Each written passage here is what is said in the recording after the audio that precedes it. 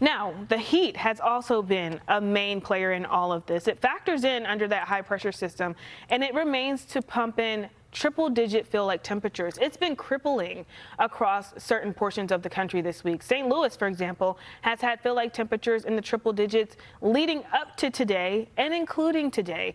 And it is the high-pressure system that is the culprit of driving all of this. So looking at tomorrow, we're rounding out this very hot week for the Central Plains. We have one more day in store for an area like St. Louis and back towards parts of Memphis, where we've seen some of the hottest temperatures and that brighter shading of pink. Those are our extreme heat warnings. That's what's been active so far throughout this week, and that's going to continue at least through about Friday.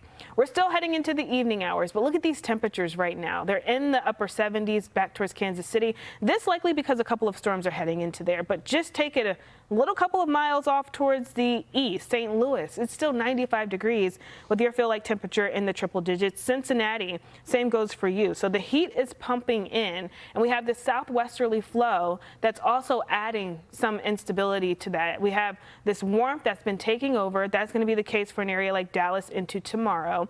We also see this take us right into the weekend for an area like St. Louis, where we still remain into the upper 90s with feel-like temperatures in the triple digits. Looking at tomorrow, we look at the heat indices overall. We start to see a lot of this heat shift a little farther east. We're going to be talking about Charlotte, Savannah, where we have high heat indices going into our Friday.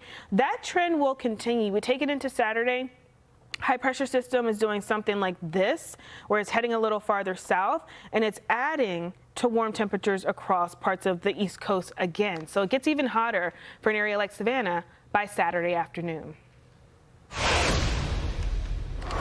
Let's take you over towards the Northeast, my home city, Philadelphia, this afternoon. Not looking too bad. You got the water fountains out, a lot of folks out there. You see the love sign off into the distance. It's not too bad today.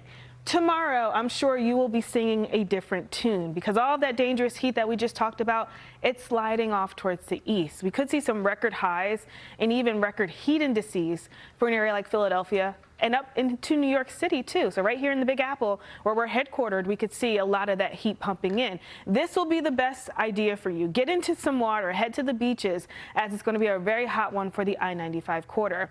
Let's talk about what this means. So that high pressure system has been, as I mentioned, the main character. It's going to push off towards the east. I-95 corridor gets stuck under that dome of high pressure, and that means we're looking at dangerous heat indices all up and down the I-95 corridor. Boston, New York, down through Raleigh.